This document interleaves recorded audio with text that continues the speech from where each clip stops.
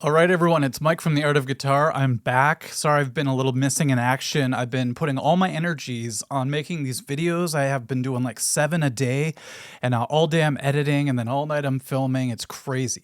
But it's all going to be up on the website pretty soon, so I'll make a big announcement when that happens, but I'm excited about it. Whenever I go home, I want to unwind a little bit, and the other night I thought I would pop in the old This is Spinal Tap DVD and check it out. Every time I watch it, though, I learn something new from it, and it just reminds me of when I was a kid and everybody knew about this movie except me. I was too young. I had never seen it before. And so like my uncles would joke about it and they'd make references and I had no idea what they were talking about when they were just cracking up over saying, this one goes to 11. These go to 11. But it seemed to bond them together in humor. So I knew one day I would have to watch this movie. I made the mistake of watching the movie before I played guitar and was in a band. So it was one of those things where I saw it from a certain angle and it wasn't really connecting with me. Because all of the details and all the subtleties that are in this movie, and not so subtleties, by the way, it got to the point where I just couldn't really relate to it quite yet. But then I watched it a few years into being in a band and everything changed for me. It seemed like a brand new movie. If you haven't seen the rockumentary or the mockumentary quite yet, this is going to contain all the spoilers.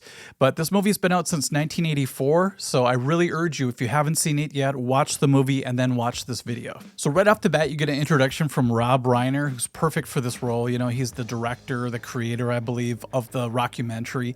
And his name's Marty in the movie. And I loved when he said he was knocked out by their exuberance, their raw power, and their punctuality. If you've ever been in a band before, you know why that's hilarious, because none of us are on time ever. And now the band walks out and they see the limousine driver holding up a sign, to pick them up. And on it, it's misspelled, their name. It's Spinal Pap. And it happens later on in the movie as well. Some guy calls him Spinal Tarp. And that hit home because back when I was in a heavy metal band as a kid, basically, we were called Sanctus. And everybody seemed to mispronounce it at first. They would call us Septimus or Santus. By the way, I've been in a lot of bands, but I'm going to be referring back to my original teenage metal band quite a bit because that's when I first experienced all these Spinal Tapisms. Some of the funniest moments in Spinal Tap is when the band's just sitting kind of around, they're being interviewed, but they're also talking amongst themselves. And I believe they're actually just sort of improvising on the spot for this film, for this fake film. So they're talking about the origins of Spinal Tap and how they had to change their name a few times because at first they were called the Originals and then there was already a band called that, so they had to change their name to the New Originals, which is hilarious. Rename ourselves and New Originals. Yeah. And that really sucks when you're in a band and you love the name of your group and then you find out somebody in like Europe has it as well. So you have David, Nigel, and Derek. Those are the 3 of the members of the band, and they rarely include the other band members, even though they do have a keyboard player who's a pretty wild looking dude. And they're notorious for their drummers always having fatal accidents, and so they always have to replace the drummer. And one of the funniest ones is when they were talking about how one of their first drummers died by choking on vomit. And then the other guy goes, yeah, but it wasn't even his own vomit. You can't really dust for vomit. It's so funny, but at the same time, I remember growing up through all the band phases that I've been in and just hearing about these tragedies that can happen. When you have the rock and roll lifestyle, a lot of baggage comes with that. It was so weird seeing the band having to hobnob with like the bigwigs of the record company that they were with. It was nice seeing Fran Drescher though, back then. Hello. But just the way she's like, yeah, you have to pose with the head of this, record company and be sure to be on your best behavior. And, the band really had to kind of watch themselves during that part. So back then, even though it was few and far between, whenever we were around people in the industry, we knew we had to watch ourselves for sure. And then of course, the second they're gone or you leave, you go back to being your crazy self. A lot of things went over my head the first time I watched the movie, like I said, but one of the most clever things in this movie is when they play the song Big Bottom. If you look carefully and you're a musician, you'll realize that they're all 3 playing bass guitar, which is awesome for a song called Big Bottom. So you can see when you're in the know a little bit more and you watch this film, it's like 100 times more hilarious. But it also reminded me of how much you think about as a musician that a lot of people in the audience really don't have a clue about or even care about. They were looking through older album covers and I just love each one of those. I have to get like a poster of all their album covers for some reason. They're hilarious. One of them is called Shark Sandwich. Marty, played by Rob Reiner, was talking about how bad reviews that album got and how one magazine or newspaper actually just called it Shit Sandwich. Merely a 2-word review just said, shit sandwich. That still strikes a nerve, of course, because anytime you release anything, you're going to get negative reviews. And, you know, being on YouTube, being a YouTuber, I deal with this every single day. So even though negative reviews and bad comments and all that stuff will always be around, it's just done in a different way now. It's a high-tech version of it now. A lot of bands know this feeling when the record company did not want to release their album called Smell the Glove because they said that the cover was too obscene. They're not going to release the album because they have decided that the cover is sexist. What's wrong with being sexy? I mean, there's no Sexist. That's a whole hilarious scene that you have to see. It really shows you that as a band, you only have so much creative power, especially if you're signed to a big label like that. So in a way, it's kind of good that not as many bands these days make that their biggest dream to go all the way and be on this huge label. Now you can do a lot of things just on your own through the net. There was this awesome moment where Marty was asking Nigel and David about their earliest work together, you know, when they first started to collaborate. And I believe he asked them what their first song was. And the acting is so great on this part because, you know, Nigel's like, and he starts humming it, and then David picks up on that, and before you know it, they're singing it together. And that's so true to life when you're in a band. You know, you'll always remember your first song that you wrote. And not only will you just remember it, it'll always bond you with the person you wrote it with or the band that you played it with. Now, there's one scene that I feel like would have been like an extras bonus feature scene or something, just because it seems like a real kind of a throwaway part. That's where Nigel's, you know, trying to eat the food backstage. He's got like a snack tray and he's like, the bread is too small. It is really funny, but it kind of feels like a bonus feature type footage. But the reason that kind of struck a nerve with me is because we've opened for a lot of bands. Some of them were bigger, and we would see and hear about the riders that they came with. And what that is, it's like a list of demands is what we called it, that the venue has to provide certain things for the band in order for them to fulfill their contract. And you know, it's like food and drinks and stuff like that. And sometimes it's insane. I heard like Ozzy's old riders were just bonkers. And I found an old GNR Axl Rose rider, and I thought I would share it with you just so you get an idea of what, you know, clubs had to deal with. As a band, we always joked about what we'd put on our rider. It would have been funny though, as a smaller band, to still send a list of demands to a club and show up, and we'll probably see that piece of paper crumpled up and thrown on the floor backstage. Nigel Tufnell, by the way, is a badass guitar player, you know, played by Christopher Guest, and if you are a musician and you watch the band, you can tell they're actually playing and singing, even though they're probably lip syncing and fake playing for the video or for the movie. But originally and on stage, they really do play. They've toured before for real, and I think they're coming back pretty soon, which is crazy. But I love when Nigel falls backwards because he's just going crazy on this solo, and then his roadie eventually comes out and picks him back up. And it reminded me of the awesome advantage and benefit it is whenever you could have a roadie. But it's such a world of difference. If you don't have roadies and things start going wrong on stage, it could be a complete nightmare. It was such a bummer to see the band on their decline, because, you know, when a band is up and coming and they're getting bigger and bigger, it's so exciting. But as soon as they hit their peak and things start dropping down, you see that everything starts to come apart at the seams. And just hearing about gigs being canceled, that was a common theme throughout Spinal Tap. It's like, oh, you know, we already traveled there, but the show is off. And it's like, man, that was happening back then. Nowadays, it seems to be very prevalent. It just seems like people aren't going out to concerts as much anymore, and ticket prices are super crazy. So it's harder and harder for medium-sized acts to fill venues. So you see a lot of cancellations happening. Recently, I think that happened to Gene Simmons. The manager of Spinal Tap was so perfect for the role.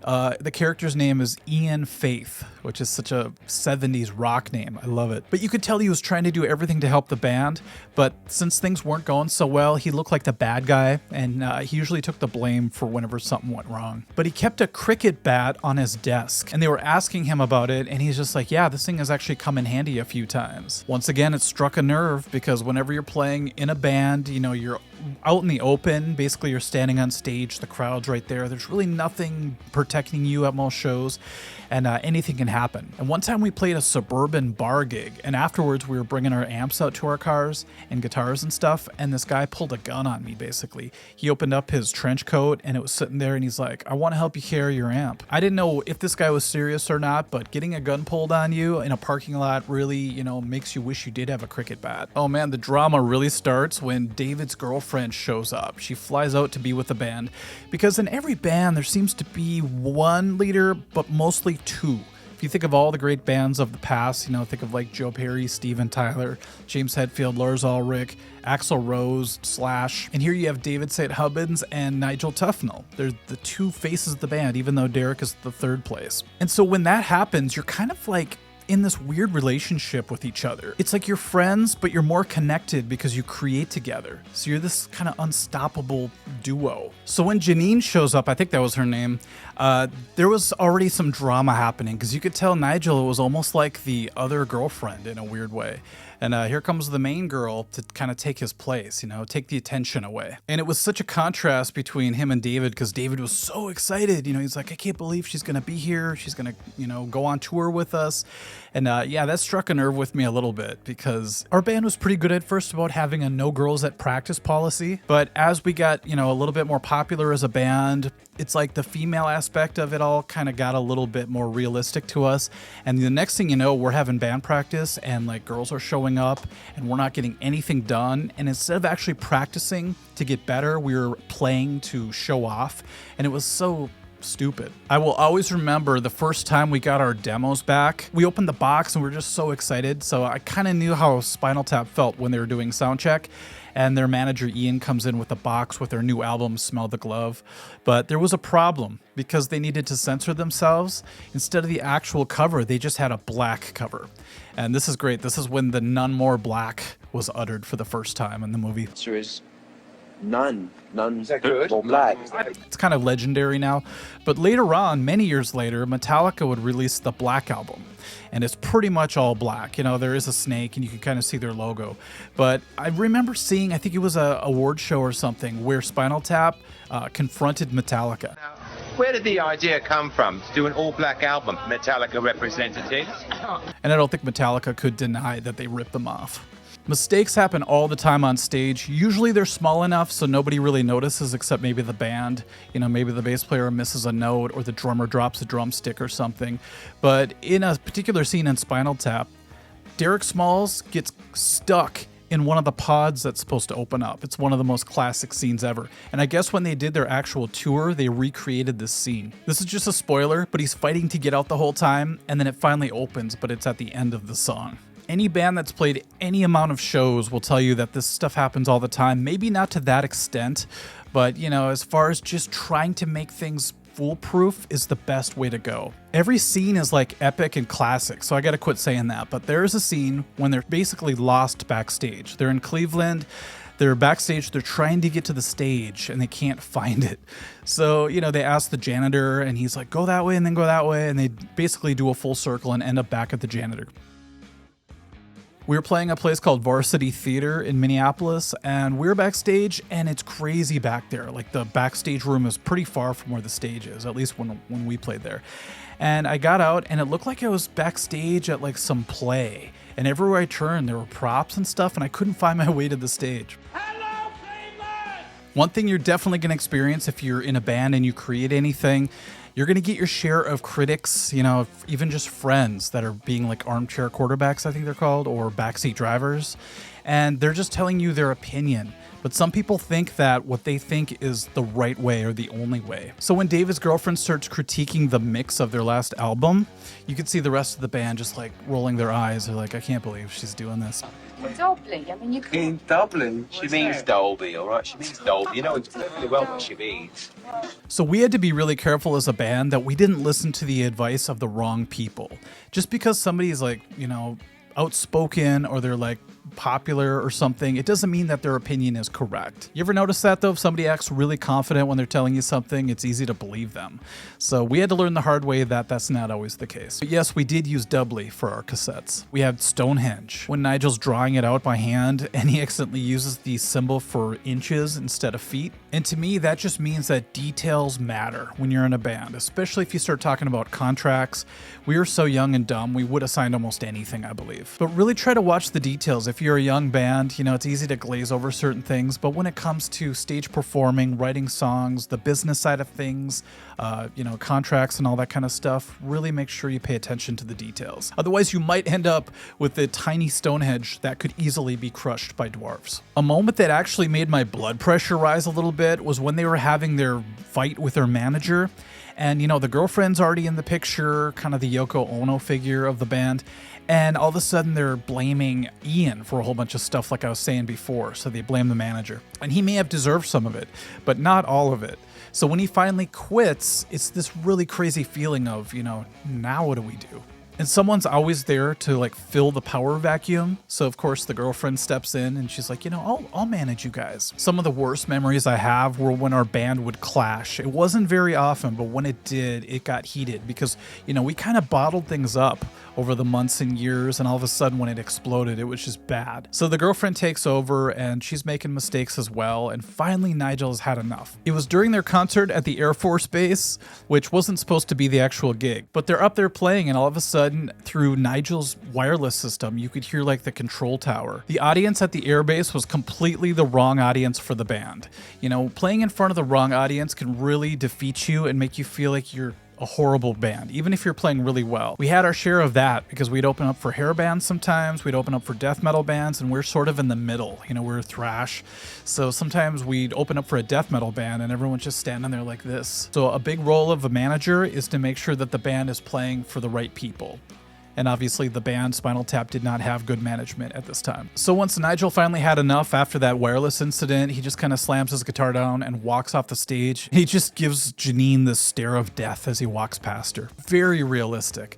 And then of course the band tries to soldier on without one of their main ingredients. It's like making a recipe and just leaving out something that's integral for the whole thing to work. Or is it integral? Integral? I'm not sure. And so the band's trying to figure out how to kill time on stage. So they talk about doing like a jazz odyssey. And, you know, they really have to make up for a huge gap, a huge void in the band now. And the band is a touch delusional here because they're just in that, you know, we'll show him kind of a mindset. So it's easy when you're in that mindset to be delusional and think everyone still loves your band. And it finally got to the point where they're playing and no one in the crowd even cares and they just know that they blew it. But then the tear-jerking part of the movie happens, huge spoiler here, when Nigel shows back up. You know, he talks about how somebody was playing their single in Japan and now they want them to tour and things can get back on track. And so Nigel shows up and of course David makes it kind of difficult, kind of like a betrayed lover would, you know, like, no, you walked out on me. I'm not just going to let you waltz back. But then on stage, you know, they're playing a song and David's like, come on up, you know, and Nigel comes up and they just sync up just perfectly. And that really shows you what experience can do for, you know, band members. You just come right back in and it just works like clockwork most of the time. I love how they wrap up the whole documentary. You know, everything's pretty much back to normal. They had to go through another drummer who had spontaneously combusted, of course. So in the end, it's a good lesson in appreciating what you do have. Sometimes you, like Cinderella says, you don't know what you got till it's gone. And that's been proven over and over again in my life. So those are the main reasons why I think Spinal Tap still strikes a nerve with us musicians. And I would love to hear your Spinal Tap stories. I'm sure a lot of people are going to quote the movie in the comment section. That's totally cool. But I really want to hear if you played live and if you've experienced a lot of these Spinal Tapisms like I did. All right, everyone. Thank you for watching and we'll catch you soon. Bye-bye. Sustain. I mean, you can just hold it. Well, I mean, so you'd have to